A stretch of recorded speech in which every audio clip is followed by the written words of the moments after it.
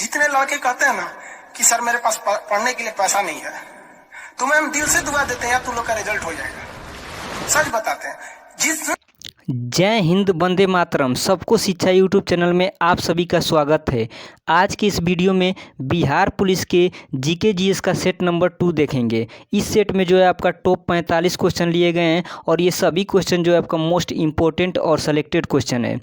जो आपका new syllabus है उसी के आधार पर ये क्वेश्चन जो है आपका सेलेक्ट किए गए हैं। तो ये वीडियो आपके एग्जाम के लिए मोस्ट इंपॉर्टेंट होगा, तो वीडियो को आप लोग पूरा ज़रूर देखिएगा। चलिए बिना देर किए हुए वीडियो को शुरू करते हैं। पहला क्वेश्चन है आपका, बिहार का कौन सा जिला सर्वाधिक वर्षा प्राप्त करता है, यानी कि बिहार के किस जिले में सर्वाधिक वर्षा होती है। तो इसका करेक्ट आंसर है ऑप्शन नंबर बी, किशनगंज जिले में जो आपका सर्वाधिक वर्षा होती है। तो बी इसका बिल्कुल ही करेक्ट आंसर है। नेक्स्ट क्वेश्चन नंबर 2, संयुक्त राष्ट्र की वर्ल्ड हैप्पीनेस रिपोर्ट 2023 के अनुसार भारत कौन से स्थान पर है। तो इसका करेक्ट आंसर है ऑप्शन नंबर ए, वर्ल्ड हैप्पीनेस रिपोर्ट 2023 के अनुसार जो है आपका भारत 126वें नंबर पर है। तो ए इसका बिल्कुल ही करेक्ट आंसर होगा। कुछ इंपॉर्टेंट पॉइंट इसमें देख लेते हैं। तो विश्व के सबसे खुशहाल देशों की सूची में जो आपका पहले नंबर पर फिनलैंड है, दूसरे नंबर पर आपका डेनमार्क है और तीसरे नंबर पर आपका आइसलैंड है, चौथे नंबर पर इजराइल और पांचवें नंबर पर आपका नीदरलैंड्स है। तो ये टॉप 5 कंट्री आप लोग को याद रखना है और ये जो आपका 2023 की रिपोर्ट के अनुसार है। ठीक है, ये भी आप लोग को ध्यान रखना है। और सबसे लास्ट नंबर पर कौन है आपका, अफगानिस्तान देश। तो इसे भी आप लोग को याद रखना है। नेक्स्ट क्वेश्चन नंबर 3, जैन तीर्थकर पार्श्वनाथ का जन्म कहाँ हुआ था। तो इसका करेक्ट आंसर है ऑप्शन नंबर ए, जैन तीर्थकर पार्श्वनाथ का जन्म जो है आपका वाराणसी में हुआ था। ए इसका बिल्कुल ही करेक्ट आंसर है। और जो ये आपका पार्श्वनाथ थे, ये जैन धर्म के 23वें तीर्थंकर थे। ये भी आप लोग को याद रखना है। और जैन धर्म के जो आपका पहले तीर्थंकर थे तो वो थे आपका ऋषभ देव। और जैन धर्म के जो आपका सबसे अंतिम यानी कि 24वें तीर्थंकर थे वो कौन थे, आपका महावीर स्वामी। तो ये भी आप लोगों को याद रखना है क्योंकि इससे भी क्वेश्चन आपका पूछा जाएगा। नेक्स्ट क्वेश्चन नंबर 4, आजीवक संप्रदाय के संस्थापक थे। तो इसका करेक्ट आंसर है option number C, Makkhali Gosal जो थे आपका आजीवक संप्रदाय के संस्थापक थे। सी इसका बिल्कुल ही करेक्ट आंसर होगा। अगला क्वेश्चन नंबर 5 है आपका, उज्जैन का प्राचीन काल में क्या नाम था। तो इसका करेक्ट आंसर है ऑप्शन नंबर बी, उज्जैन का जो आपका प्राचीन काल में नाम था अवंतिका। बी इसका बिल्कुल ही करेक्ट आंसर है। और उज्जैन आपका कहाँ है आपका, तो मध्य प्रदेश यानी कि एमपी में जो आपका उज्जैन पड़ता है। और उज्जैन का किस नदी के किनारे स्थित है, तो क्षिप्रा नदी के किनारे जो आपका उज्जैन स्थित है। उज्जैन में जो आपका महाकालेश्वर मंदिर है, इसे भी आप लोग को याद रखना है। नेक्स्ट क्वेश्चन नंबर 6 आपका, विश्व की जलवायु को खतरा है। तो इसका करेक्ट आंसर है ऑप्शन नंबर बी, CO2 की बढ़ती मात्रा से जो आपका विश्व की जलवायु को खतरा है। बी इसका बिल्कुल ही करेक्ट आंसर है। अगला क्वेश्चन नंबर 7 है आपका, बिहार के लगभग कितने प्रतिशत क्षेत्रफल पर जलोढ़ मृदा पाई जाती है। तो इसका करेक्ट आंसर है ऑप्शन नंबर सी, 90% क्षेत्रफल पर जो है आपका बिहार में जलोढ़ मृदा पाई जाती है। सी इसका बिल्कुल ही करेक्ट आंसर है। नेक्स्ट क्वेश्चन नंबर 9 है आपका, कुशेश्वर झील किस जिले में स्थित है। तो इसका करेक्ट आंसर है ऑप्शन नंबर बी, कुशेश्वर झील जो है आपका दरभंगा जिले में स्थित है। बी इसका बिल्कुल ही करेक्ट आंसर है। नेक्स्ट क्वेश्चन नंबर 10, काकोलत जलप्रपात राज्य के किस जिले में स्थित है। तो इसका करेक्ट आंसर है ऑप्शन नंबर ए, नवादा जिले में जो है आपका काकोलत जलप्रपात स्थित है। ए इसका बिल्कुल ही करेक्ट आंसर है। ये सभी क्वेश्चन जो है आपका मोस्ट इंपॉर्टेंट है और प्रीवियस ईयर में पूछे गए क्वेश्चन है। नेक्स्ट क्वेश्चन नंबर 11 है आपका, किसने कहा था आलोचना और स्वतंत्र चिंतन एक क्रांतिकारी की दो विशेषताएं हैं। तो इसका करेक्ट आंसर है ऑप्शन नंबर ए, भगत सिंह ने कहा था कि आलोचना और स्वतंत्र चिंतन एक क्रांतिकारी की दो विशेषताएं। ए इसका करेक्ट आंसर है। भगवती चरण बोहरा की एक पुस्तक आपका एग्जाम में पूछा जाता है, याद रखिएगा, फिलोसफी ऑफ बम। ये जो आपका भगवती चरण बोहरा की पुस्तक है। नेक्स्ट क्वेश्चन नंबर 12 है आपका, निम्नांकित में वह कौन व्यक्ति था जिसने विदेश में गणतंत्रात्मक सरकार की स्थापना की थी। तो इसका करेक्ट आंसर है ऑप्शन नंबर ए, राजा महेंद्र प्रताप ने जो है आपका विदेश में गणतंत्रात्मक सरकार की स्थापना की थी? ये इसका करेक्ट आंसर है। सुभाष चंद्र बोस की बात करें तो इन्होंने जो है आपका आज़ाद हिंद फौज की स्थापना जो है आपका 21 अक्टूबर 1943 में सिंगापुर में की थी।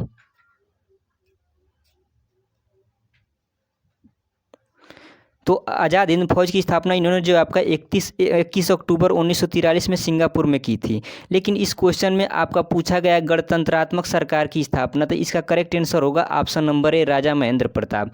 वहीं अगर इस क्वेश्चन में पूछा जाता कि सरकार की स्थापना किसने की थी, तब आंसर आपका हो जाता सुभाष चंद्र बोस। तो ये पॉइंट आप लोग को ध्यान रखना है। नेक्स्ट क्वेश्चन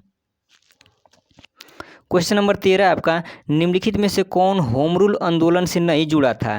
तो इसका करेक्ट आंसर है ऑप्शन नंबर ए, CR दास जो थे आपका होम रूल आंदोलन से नहीं जुड़े थे। एनी बेसेंट आपका जुड़ी थी, एस सुब्रमण्यम अय्यर ये भी जुड़े थे, और BG तिलक ये भी आपका होम रूल आंदोलन से जुड़े थे। लेकिन ऑप्शन नंबर ए जो दिया है आपका CR दास, ये आपका होम रूल आंदोलन से नहीं जुड़े थे। तो ए इसका करेक्ट आंसर है। नेक्स्ट क्वेश्चन नंबर 14 आपका, केंद्र शासित प्रदेश पुदुचेरी का यनम निम्नलिखित में से किस राज्य में स्थित है? तो इसका करेक्ट आंसर है option number D, Andhra Pradesh में जो आपका पुडुचेरी का यनम स्थित है। तो डी इसका बिल्कुल ही करेक्ट आंसर है। नेक्स्ट क्वेश्चन नंबर 15 आपका, यमुना में मिलने वाली सबसे पूर्वी नदी कौन सी है? तो इसका करेक्ट आंसर है ऑप्शन नंबर सी, केन नदी जो है आपका यमुना में मिलने वाली सबसे पूर्वी नदी है। तो सी इसका बिल्कुल ही करेक्ट आंसर है। अगला क्वेश्चन नंबर 16 आपका, सिंधु घाटी सभ्यता के स्थल मांडा का उत्खनन निम्नलिखित में से किसके द्वारा किया गया था? तो इसका करेक्ट आंसर है option number C, Jagpati Joshi के द्वारा जो है आपका मांडा का उत्खनन कराया गया था। तो सी इसका बिल्कुल ही करेक्ट आंसर है। 4 क्वेश्चन आप लोग को याद रखना है जो कि आपका एग्जाम में बार बार पूछा जाता है कि सिंधु घाटी सभ्यता के सबसे उत्तरी स्थल कौन था? तो उत्तरी स्थल आपका मांडा था, और सबसे पूर्वी स्थल कौन था आपका? आलमगीरपुर था, और सबसे दक्षिणी स्थल कौन था आपका? तो ये आपका था दायमाबाद, और सबसे पश्चिमी था आपका सुरकोटदा। तो ये आपको याद रखना है। नेक्स्ट क्वेश्चन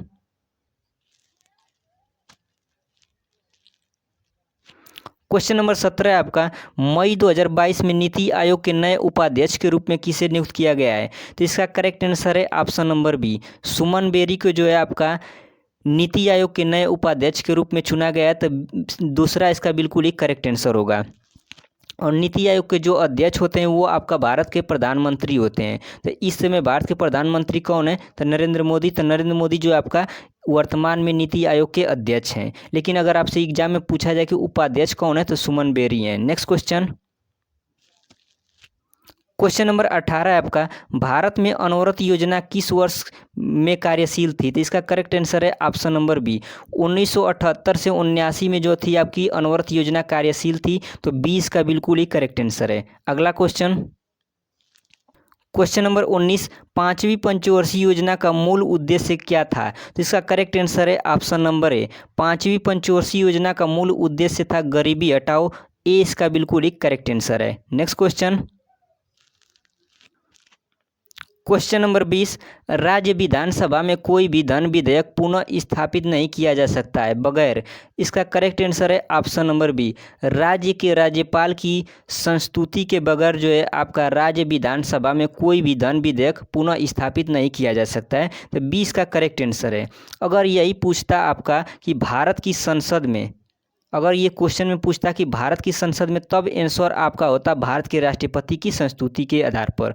तो ये आपको फर्क याद रखना है, क्योंकि क्वेश्चन में आपको इसी से ज़्यादा लोग गलतियां कर देते हैं। नेक्स्ट क्वेश्चन नंबर 21 है आपका, भारत के संविधान के किस अनुच्छेद के अनुसार राज्य के राज्यपाल के द्वारा मुख्यमंत्री को नियुक्त किया जाता है? तो इसका करेक्ट आंसर है ऑप्शन नंबर बी, अनुच्छेद 164 के तहत जो है आपका राज्य के राज्यपाल जो है आपका मुख्यमंत्री की नियुक्ति करता है। तो 20 का करेक्ट आंसर है। अगला क्वेश्चन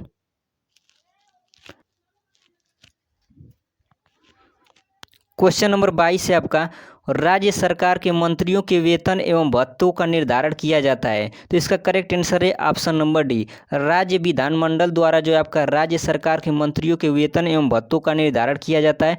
डी इसका करेक्ट आंसर है। नेक्स्ट क्वेश्चन, क्वेश्चन नंबर 23 है आपका, 1 जनवरी 2023 को किसने ब्राजील के नए राष्ट्रपति के रूप में पदभार ग्रहण किया है? तो इसका करेक्ट आंसर है option number A, Luiz Inacio Lula da Silva. ये जो आपके ब्राजील के नए राष्ट्रपति के रूप में पदभार ग्रहण किए हैं, ए इसका बिल्कुल एक करेक्ट आंसर है। अगला क्वेश्चन,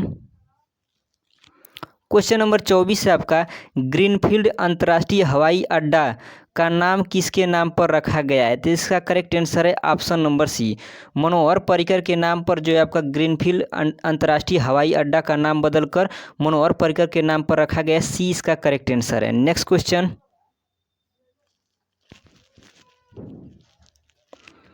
क्वेश्चन नंबर 26 है आपका, सर्वाधिक जैव विविधता निम्नलिखित में कहाँ पाई जाती है? तो इसका करेक्ट आंसर है ऑप्शन नंबर सी, उष्णकटिबंधीय वर्षा वनों में आपका सर्वाधिक जैव विविधता पाई जाती है। तो सी इसका करेक्ट आंसर है। नेक्स्ट क्वेश्चन,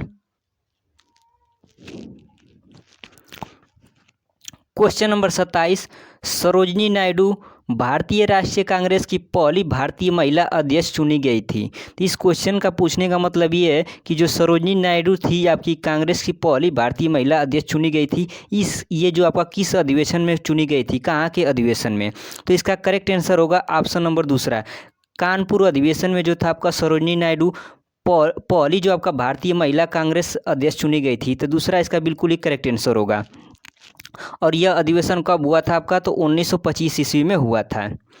देखिए, इससे दो क्वेश्चन आपका एग्जाम में पूछा जाता है। एक आपसे अगर पूछा जाए कि कांग्रेस की जो आपका पहली महिला अध्यक्ष कौन थी, तो आपको आंसर देना है एनी बेसेंट। अगर वहीं पर कह दे कि कांग्रेस की पहली भारतीय महिला अध्यक्ष कौन चुनी गई थी, तब आपको आंसर देना है आपको सरोजिनी नायडू। इसमें दोनों में अंतर है, आप लोग को ध्यान रखना है। और जो आपका ये आपका एनी बेसेंट बनी थी, ये आपका बनी थी 1917 में। ये आपका 1917 में कांग्रेस की महिला अध्यक्ष बनी थी। और कहाँ बनी थी आपका ये? तो ये आपका कलकत्ता अधिवेशन में बनी थी। ये भी पॉइंट आप लोग को याद रखना है। नेक्स्ट क्वेश्चन, क्वेश्चन नंबर 28 है आपका, अपने आसपास के क्षेत्र से अधिक ऊपर उठी उभरी एवं सपाट भूमि क्या कहलाती है? तो इसका करेक्ट आंसर है ऑप्शन नंबर पहला, पठार कहलाती है। जैसे सपोज कीजिए आपका ये एक भूमि है सपाट, इस पर अगर कोई ये आपका उठा हुआ है तो इसे हम लोग क्या कहते हैं? पठार कहते हैं। Next question, question number 29, Veer Savarkar हवाई अड्डा कहाँ पर है? तो इसका करेक्ट आंसर है ऑप्शन नंबर ए, पोर्ट ब्लेयर में जो है आपका वीर सावरकर हवाई अड्डा स्थित है। ए इसका बिल्कुल ही करेक्ट आंसर है। नेक्स्ट क्वेश्चन, क्वेश्चन नंबर 30 है आपका, भाप अंगार गैस किसका मिश्रण होता है? तो इसका करेक्ट आंसर है option number C, carbon monoxide और हाइड्रोजन का मिश्रण होता है आपका भाप अंगार गैस। तो सी इसका करेक्ट आंसर है। नेक्स्ट क्वेश्चन, क्वेश्चन नंबर 31 है आपका, बिहार में भारत की जनसंख्या के कुल कितने प्रतिशत लोग निवास करते हैं? तो इसका करेक्ट आंसर है ऑप्शन नंबर बी, 8.60% जो आपका बिहार में भारत की कुल जनसंख्या का लोग निवास करते हैं। तो 20 का बिल्कुल ही करेक्ट आंसर है। नेक्स्ट क्वेश्चन, क्वेश्चन नंबर 32 है आपका, वर्ष 2001 से 2011 के मध्य बिहार में दशकीय वृद्धि दर क्या रही है? तो इसका करेक्ट आंसर है ऑप्शन नंबर सी, 25.4% जो आपका 2001 से 2011 के मध्य बिहार में दशकीय वृद्धि दर रही है। तो सी इसका बिल्कुल ही करेक्ट आंसर होगा। 3 क्वेश्चन आप लोग को ध्यान रखना है। अगर आपसे पूछा जाए कि जनसंख्या में आपका पहले नंबर पर कौन सा राज्य आता है भारत का, तो यूपी जो होगा आपका पहले नंबर पर है। दूसरे नंबर पर आपका है महाराष्ट्र और तीसरे नंबर पर है आपका बिहार। तो ये 3 पॉइंट आप लोग को याद रखना है, क्योंकि क्वेश्चन आपका एग्जाम में इससे पूछा ही जाता है। नेक्स्ट क्वेश्चन, क्वेश्चन नंबर 33 आपका, बिहार का 38वां जिला है। तो इसका करेक्ट आंसर है ऑप्शन नंबर सी, अरवल जो है आपका बिहार का 38वां जिला है। सी इसका करेक्ट आंसर है। नेक्स्ट क्वेश्चन, क्वेश्चन नंबर 34 आपका, बिहार में प्रमंडलों की संख्या है। तो इसका करेक्ट आंसर है ऑप्शन नंबर बी, बिहार में 9 प्रमंडल है। तो 20 का करेक्ट आंसर है। नेक्स्ट क्वेश्चन, क्वेश्चन नंबर 35 है आपका, निम्नलिखित में से कौन सा बंदरगाह एक कृत्रिम बंदरगाह है? तो इसका करेक्ट आंसर है ऑप्शन नंबर ए, चेन्नई बंदरगाह जो है आपका एक कृत्रिम बंदरगाह है। तो ए इसका करेक्ट आंसर है। अगर आपसे पूछा जाए कि भारत का सबसे बड़ा बंदरगाह कौन है, तो भारत का सबसे बड़ा बंदरगाह आपका मुंबई बंदरगाह है। और सबसे छोटा बंदरगाह कौन है, तो पोर्ट ब्लेयर आपका बंदरगाह सबसे छोटा बंदरगाह है। और विशाखापट्टनम बंदरगाह जो आपका भारत का सबसे गहरा बंदरगाह है, इसे भी आप लोग को याद रखना है। नेक्स्ट क्वेश्चन, क्वेश्चन नंबर 36 है आपका, 8 से 14 जनवरी 2023 के मध्य किस राज्य में अंतर्राष्ट्रीय पतंग महोत्सव 2023 आयोजित किया गया? तो इसका करेक्ट आंसर होगा ऑप्शन नंबर बी, अंतर्राष्ट्रीय पतंग महोत्सव 2023 जो आपका गुजरात राज्य में मनाया गया था। 20 का करेक्ट आंसर है। नेक्स्ट क्वेश्चन, क्वेश्चन नंबर 37 है आपका, कैमूर पठार को निम्नलिखित नाम से भी जाना जाता है। तो इसका करेक्ट आंसर है ऑप्शन नंबर ए, रोहतास पठार के रूप में जो आपका कैमूर पठार को जाना जाता है। तो ए इसका करेक्ट आंसर है। नेक्स्ट क्वेश्चन, क्वेश्चन नंबर 38 आपका, न्यूनतम मजदूरी अधिनियम पारित हुआ था। तो इसका करेक्ट आंसर है ऑप्शन नंबर ए, मार्च 1948 में जो आपका न्यूनतम मजदूरी अधिनियम पारित हुआ था। ए इसका करेक्ट आंसर है। अगला क्वेश्चन, क्वेश्चन नंबर 39 है आपका, भारत में स्टॉक एक्सचेंज को कौन नियंत्रित करता है? तो इसका करेक्ट आंसर है ऑप्शन नंबर सी, सेबी जो है आपका भारत में स्टॉक एक्सचेंज को नियंत्रित करता है। तो सी इसका करेक्ट आंसर है। और सेबी की स्थापना कब हुई थी? तो सेबी की स्थापना हुई थी आपका 1992 ईस्वी में। और सेबी का मुख्यालय कहाँ है आपका? तो मुंबई में। सेबी का मुख्यालय आपका मुंबई में। ये भी क्वेश्चन आपका पूछा जाता है। वित्त आयोग की बात करें तो वित्त आयोग का जो गठन हुआ था आपका अनुच्छेद 280 के तहत हुआ था। उसके बाद अगर सिडबी की बात करें तो सिडबी की स्थापना हुई थी आपका 1990 ईस्वी में। और सिडबी का मुख्यालय कहाँ है आपका? तो सिडबी का मुख्यालय लखनऊ में है। नाबार्ड की स्थापना की बात करें तो नाबार्ड की स्थापना हुई थी आपका 1982 ईस्वी में। और इसका मुख्यालय कहाँ है आपका? इसका भी मुख्यालय आपका मुंबई में है। तो ये कुछ इंपॉर्टेंट पॉइंट है जिसे आप लोग को याद रखना है। नेक्स्ट क्वेश्चन, क्वेश्चन नंबर 40 है आपका, शराब पर उत्पादन शुल्क लगाया जाता है। तो इसका करेक्ट आंसर है ऑप्शन नंबर बी, राज्य सरकार द्वारा जो है आपका शराब पर उत्पादन शुल्क लगाया जाता है। 20 का करेक्ट आंसर है। अगला क्वेश्चन, क्वेश्चन नंबर 41, एक तरफ दिया है दर्रा, दूसरे तरफ आपका दिया है राज्य। तो ए में दिया है आपका तीजू दर्रा। तो तीजू दर्रा आपका कहाँ है? तो तीजू दर्रा है आपका मणिपुर में। तो इसको हम लोग 3 से मिला देते हैं। दीफू दर्रा, तो दीफू दर्रा आपका है, ये है आपका अरुणाचल प्रदेश में। तो इसको हम लोग 4 से मिला देते हैं। रोहतांग दर्रा की बात करें तो रोहतांग दर्रा है आपका हिमाचल प्रदेश में। तो इसको हम लोग 1 से मिला देते हैं। और यांगयाप दर्रा जो है आपका कहाँ है? तो ये आपका है अरुणाचल प्रदेश में। तो इसका करेक्ट आंसर हो जाएगा ऑप्शन नंबर बी, ए का 3, बी का 4, सी का 2 और डी का 1। तो 20 का करेक्ट आंसर होगा। नेक्स्ट क्वेश्चन, क्वेश्चन नंबर 42, अधोलिखित में कौन सा सम्मिलित नहीं है? तो देखिए ऑप्शन ए दिया है आपका कामेत, ये आपका भारत में, ठीक है। क्वेश्चन आपका ऑप्शन नंबर बी आपका कंचनजंगा, ये आपका भारत और नेपाल, ये भी आपका सही है। माउंटेन एवरेस्ट नेपाल और चीन, ये भी ठीक है। नागा पर्वत ये आपका नेपाल में नहीं है, ये आपका जम्मू कश्मीर में है। तो ये आपका राइट आंसर होगा option number D. Next question, question number 43, पानी के अंदर ध्वनि सुनने का यंत्र कहलाता है। तो इसका करेक्ट आंसर है ऑप्शन नंबर डी, हाइड्रोफोन के द्वारा जो है आपका पानी के अंदर ध्वनि सुना जाता है। तो डी इसका करेक्ट आंसर है। नेक्स्ट क्वेश्चन, क्वेश्चन नंबर 44, निम्नलिखित में से किस खेल का संबंध बेटन कप से संबंधित है? क्वेश्चन नंबर 44, निम्नलिखित में से किस खेल से बेटन कप संबंधित है? तो इसका करेक्ट आंसर है ऑप्शन नंबर बी, हॉकी खेल से जो आपका बेटन कप संबंधित है। तो 20 का बिल्कुल ही करेक्ट आंसर होगा। नेक्स्ट क्वेश्चन, क्वेश्चन नंबर 45 आपका, जनता के धन के प्रहरी के रूप में कौन कार्य करता है? तो इसका करेक्ट आंसर है ऑप्शन नंबर डी, कैग जो होता है आपका जनता के धन के प्रहरी के रूप में कार्य करता है। डी इसका बिल्कुल ही करेक्ट आंसर होगा। और कैग का जो गठन हुआ है आपका अनुच्छेद 148 के तहत हुआ है। और वर्तमान में आपका भारत के कैग कौन है आपका? तो वर्तमान में भारत के कैग है आपका गिरीश चंद्र मुर्मू। इसे भी आप लोग को याद रखना है। नेक्स्ट क्वेश्चन, क्वेश्चन नंबर 46, निम्न में से कौन सा महाजनपद वर्तमान बिहार के क्षेत्र में स्थित नहीं था? तो इसका करेक्ट आंसर है ऑप्शन नंबर सी, वत्स्य महाजनपद जो आपका बिहार में स्थित नहीं था। अंग महाजनपद, वजी महाजनपद और मगध महाजनपद, ये जो तीनों महाजनपद हैं ये बिहार में था। तो ये जो था आपका क्वेश्चन वीडियो का अंतिम क्वेश्चन था और ये सेट का अंतिम क्वेश्चन था। तो आप लोगों को ये सेट कैसा लगा कमेंट बॉक्स में कमेंट करके बताइएगा। अगर आप लोगों को सेट अच्छा लगा है तो चैनल को सब्सक्राइब करें, वीडियो को लाइक और शेयर करें। मिलते हैं एक और नए सेट में, तब तक के लिए आप अपना ख्याल रखें। जय हिंद, वंदे मातरम।